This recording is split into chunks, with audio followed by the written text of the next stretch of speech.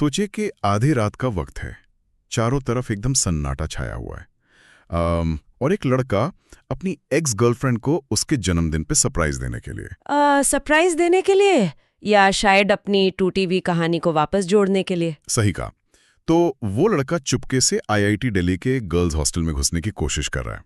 वो एक आम के पेड़ पर चढ़ता है, खिड़की से अंदर झांकता है और कमरे में दाखिल होता है। उम्मीद ये थी कि शायद इस आधी रात के सरप्राइज से उनके रिश्ते में एक नई शुरुआत हो जाए। लेकिन जब वो उस हल्के अंधेरे कमरे में बिस्तर के पास पहुंचता है तो उसे वहां कोई जिंदा इंसान नहीं मिलता। एग्जैक्टली। उसे मिलती है एक ठंडी बेजान लाश। ये एक ऐसा मंजर है जो सच में किसी के भी होश उड़ा दे। जिसे आप कल तक प्यार करते थे वो आपके सामने मृत पड़ा है। और सबसे बड़ी बात, आप एक ऐसी जगह पर है जहां आपका होना ही उस वक्त सबसे बड़ा जुर्म लग रहा है। बिल्कुल। एक आम इंसान की जिंदगी इस एक पल में हमेशा के लिए बदल जाती है।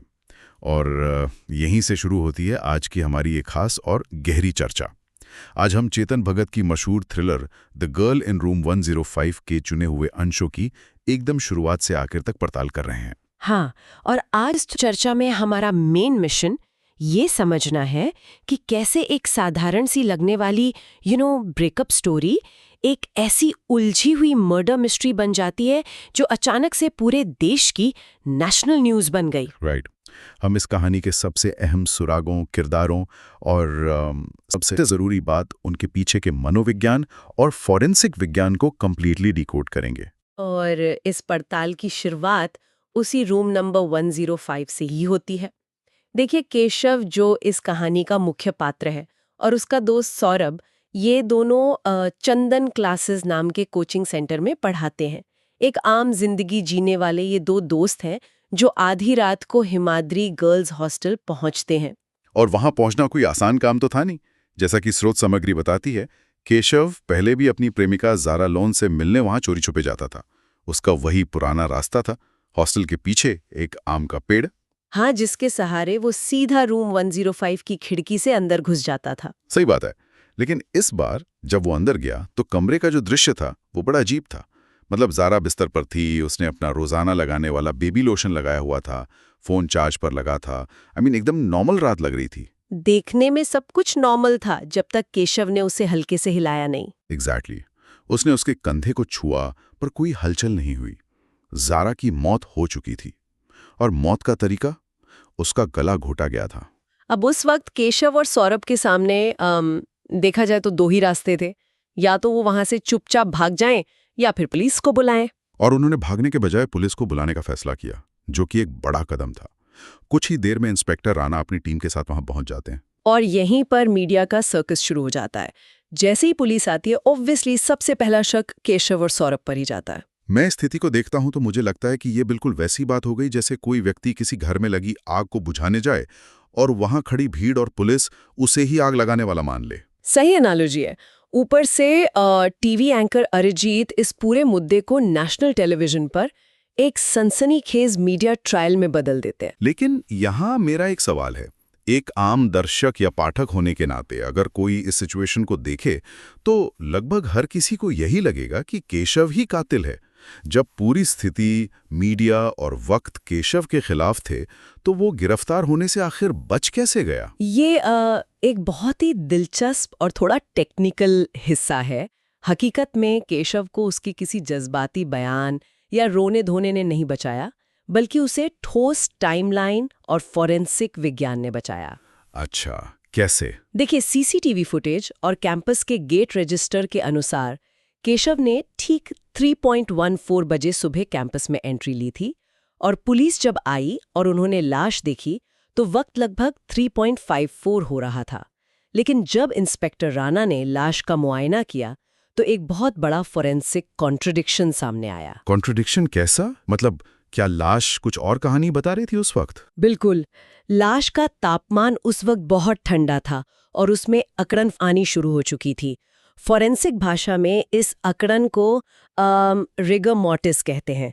जब किसी इंसान की मौत होती है तो उसके शरीर में एटीपी यानी एडेनोसिन ट्राइफॉस्फेट नाम के केमिकल का बनना बंद हो जाता है। ओके, तो इस केमिकल के रुकने से अकड़न आती है? हाँ, इसके बिना मांसपेशियां अपनी जगह पर अकड़ने लगती हैं और ये प्रक्रिया आमतौर पर मौत के 2 से 3 घंटे बाद शुरू होती है। एक सेकंड वेट, यहाँ मुझे एक बात समझनी है। अगर रिगर मोर्टिस आने में 2 से 3 घंटे लगते हैं और केशव कैंपस में 3:94 बजे आया था, तो इसका सीधा सा मतलब यही निकलता है कि मौत केशव के हॉस्टल पहुंचने से काफी पहले ही हो चुकी थी।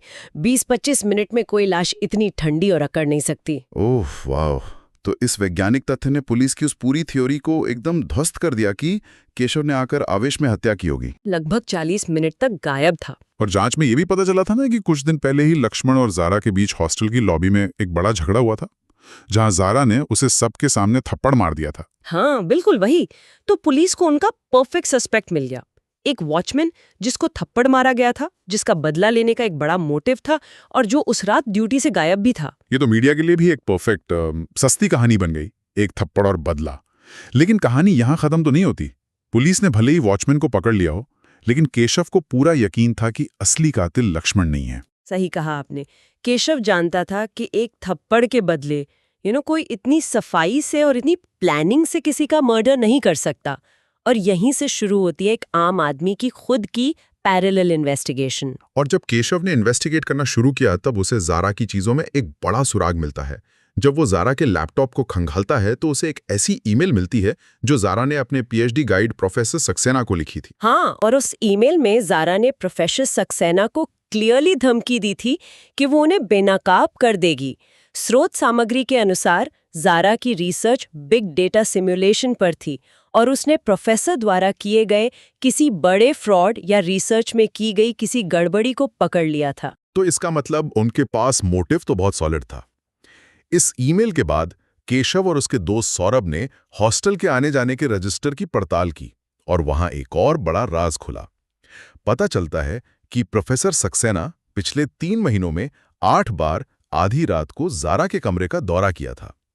ये जानकारी सच में इतनी चौंकाने वाली थी कि केशव और सौरभ बिना ज्यादा सोचे समझे आधी रात को सीधे प्रोफेसर सक्सेना के घर पहुंच जाते हैं, उनकी पत्नी परमिंदर से इस बारे में उगलवाने के लिए कि उस रात प्रोफेसर कहाँ थे। लेकिन यहाँ पर ना मुझे एक बात बिल्कुल हजम नहीं हो रही है। क्या बात? देखिए, जरा सोचिए, एक उम्रदराज प्रोफेसर जो आईआईटी का डीन हो सकता है, क्या वो सच में आधी रात को एक आम के पेड़ पर चढ़कर एक जवान लड़की की हत्या को ऐसे अंजाम दे सकता है? मुझे तो ये थ्योरी बहुत ही अव्यावहारिक या कहूं कि फिल्मी लगती है। फिजिकल रूप से ये पॉसिबल ही नहीं लगता। मैं आपकी बात समझ रही हूँ। ये एक बहुत ही तार्किक सवाल है और यहीं पर कानूनी जांच का एक बड़ा असूल काम आता है, मोटिव यानी इरादे और मीन्स यानी तरीके के बीच का अंतर। अच्छा, इसको थोड़ा डिटेल में समझाइए। देखिए, प्रोफेसर सक्सेना के पास एक बहुत बड़ा मोटिव था। जरा उनके सालों के बनाए हुए करियर, उनकी पूरी इज्जत, सब कुछ एक झटके में बर्बाद कर सकती थी। लेकिन सवाल ये नहीं था कि क्या उन्होंने खुद पेड़ पर चढ़कर हत्या की। हो सकता है उन्होंने किसी को पैसे दिए हों या कोई और रास्ता अपनाया हो मर्डर करवाने के लिए। असल मुद्दा यहाँ पर कानूनी सबूत का था। तो अगर रजिस्टर में उनका नाम था और धमकी भरा ईमेल भी था, तो पुलिस ने उन्हें सीधा गिरफ्तार क्यों नहीं कर लिया? क्योंकि कानून को सिर्फ मोटिव और सर्कमस्टेंशियल एविडेंस नहीं चाहिए होता, उन्हें एलिबाई तोड़नी होती है। एलिबाई यानी उस वक्त क्राइम सीन पर ना होने का कानूनी प्रमाण। जब तक प्रोफेसर की पत्नी परमिंदर कानून के सामने ये गवाही नहीं देती कि उस रात उनका पति बिस्तर पर उनके साथ नहीं था, तब तक पुलिस किसी भी हाल में एक हाई प्रोफाइल प्रोफेसर पर हाथ नहीं डालेगी। वही तो, यानी जब तक बीवी उनके खिलाफ नहीं बोलती, वो कंप्लीटली सेफ हैं। बिल्कुल। यह हिस्सा बहुत ही गहराई से ये दिखाता है कि कैसे सिस्टम में रसूखदार लोग, चाहे उन पर कितना भी बड़ा शक क्यों ना हो, वो कानूनी खामियों का फायदा उठाकर आसानी से बच निकलते हैं। जबकि दूसरी तरफ देखिए, एक आम वॉचमैन को सिर्फ एक थप्पड़ और उस वक्त गायब होने की वजह से तुरंत अंदर कर दिया जाता है। ये एक बहुत कड़वा सच है हमारे सिस्टम का। प्रिविलेज और पावर हमेशा इंसाफ के रास्ते में एक बड़ी दीवार बन जाते हैं। तो एनीवे, प्रोफेसर वाली ये लाइन भी एक डेड एंड साबित हुई। उन्हें वहां से कुछ ठोस नहीं मिला। इसके बाद जांच की दिशा ही पूरी तरह बदल जाती है। हाँ, और वो दिशा उन्हें ले जाती है दिल्ली से बहुत दूर, एक ऐसी जगह जहां खतरा उनकी उम्मीद से कई ज्यादा बड़ा था। एग्जैक्टली। क्योंकि इस बार सुरागों ने कहानी का पूरा दायरा ही बदल दिया था। जारा के पिता सफदर के साथ मिलकर केशव जब जारा की तिजोरी खोलता है तो अंदर का नज़ारा किसी को भी हैरान करने वाला था। तिजोरी में भारी मात्रा में विदेशी मुद्रा मिलती है, जिसमें डॉलर्स थे, और सबसे अजीब बात, पाकिस्तानी रुपए शामिल थे। और इसके साथ ही उन्हें एक पाकिस्तानी सिम कार्ड मिलता है जिसमें सिर्फ एक ही कॉन्टैक्ट सेव था, एस के नाम से। अब यहाँ मुद्दा एकदम से एक डोमेस्टिक मर्डर से नेशनल सिक्योरिटी पर चला जाता है, क्योंकि ये जो एस था वो कोई और नहीं बल्कि सिकंदर था। सिकंदर जारा का सौतीला भाई था, और स्रोत सामग्री में जैसा जिक्र है उसके बारे में ऐसी अफवाहें और कहानियां चल रही थी कि उसके तहरीके जिहाद जैसे उग्रवादी संगठनों से संबंध थे। और जैसे ये बात सामने आती है, केशव और सौरभ तुरंत श्रीनगर निकल पड़ते हैं सिकंदर को ढूंढने। और यहीं मुझे इस पूरी कहानी का सबसे बड़ा व्यंग आयरनी नजर आती है। व्यंग्या कैसा? जरा उन दोनों की सिचुएशन देखिए। ये दोनों दिल्ली के चंदन क्लासेस में बच्चों को सुबह मैथ और फिजिक्स पढ़ाते हैं, और अगले दिन अपनी कोचिंग वाले को बीमारी का झूठा बहाना बनाते हैं, फेक मेडिकल रिपोर्ट बनवाने का जुगाड़ करते हैं और निकल पड़ते हैं श्रीनगर के मून व्यू रिजॉर्ट्स की तरफ, एक सपोज्ड आतंकी कनेक्शन ढूंढने। हाँ, ये सच में अजीब है। ये किसी जेम्स बॉन्ड या जेसन बॉन्ड की फिल्म थोड़ी ना चल रही है। ये दो साधारण ट्यूशन टीचर्स हैं, ये उनकी हिम्मत से ज्यादा मुझे तो नीरी बेवकूफ़ी लगती है। कोई प्रिपरेशन नहीं, कुछ नहीं।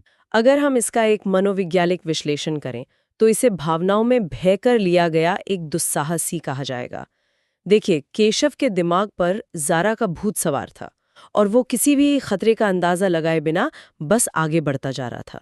लेकिन उनकी ये बेवकूफ़ी आखिर में उन्हें एक ऐसे सच से टकराती है जिसने पूरे केस को वापस जीरो पर लाकर खड़ा कर दिया। बिल्कुल।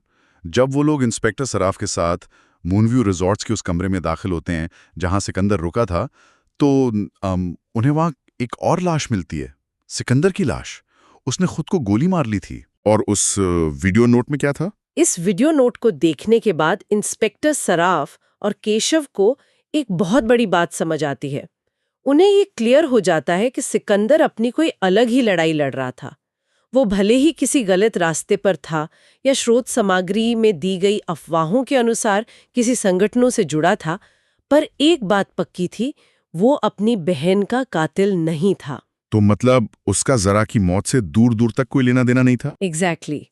और ये झटका इस कहानी के लिए इसीलिए जरूरी था क्योंकि हम लोग बहुत आसानी से मान लेते हैं कि जहां विदेशी मुद्रा और आतंकी अफवाहें जुड़ी हों, वहां पक्का कोई बहुत बड़ी अंतर्राष्ट्रीय साजिश होगी। लेकिन यहीं पर कहानी एक बड़ा यू टर्न लेती है। एक अंतर्राष्ट्रीय और पॉलिटिकल एंगल से मुड़कर ये केस वापस एक बेहद निजी, व्यक्तिगत और भयावह अपराध की तरफ आ जाता है। ये सच में बड़ा दिलचस्प पॉइंट है। मीडिया जिस केस को नेशनल सिक्योरिटी और पता नहीं किस किस चीज से जोड़ रहा था, वो दरअसल एक बंद कमरे के निजी रिश्तों की दर्दनाक कहानी थी। तो इन सब घुमावदार रास्तों और डेड एंड्स के बाद कहानी आखिरकार अपने सबसे हैरानगेज पड़ाव पर पहुंचती है, यानी क्लाइमैक्स। हाँ, और स्रोत सामग्री में इस क्लाइमैक्स की शुरुआत होती है जमीन से 38,000 फीट की ऊंचाई पर। एक फ्लाइट 6E766 में केशव और इस किताब के लेखक चेतन भगत के बीच बातचीत चल रही होती है। सही। और उस वक्त केशव आत्मविश्वास से पूरी तरह भरा हुआ है।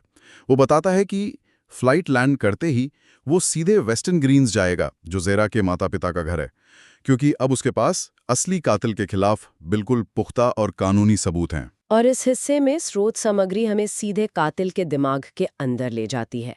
एक ऐसा नजरिया जो अभी तक पूरी तरह से छिपा हुआ था। कातिल खुद अपने अपराध के हर एक पल को याद करता है। वो जो फ्लैशबैक वाला सीक्वेंस है, हाँ, उसने इस पूरे काम को ठीक 55 मिनट के अंदर अंजाम दिया था। और ये 55 मिनट कोई सस्ते जज्बात में आकर नहीं बिताए गए थे, बल्कि एक ठंडी और कैलकुलेटर की तरह चलने वाली प्लानिंग थी। वेट, सिर्फ 55 मिनट में उसने आकर मर्डर भी कर दिया और कोई सबूत भी नहीं छोड़ा।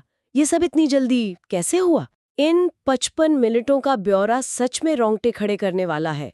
कातिल ने पहले जारा से एकदम आम बातचीत की, बिना कोई गुस्सा या शिकन दिखाए।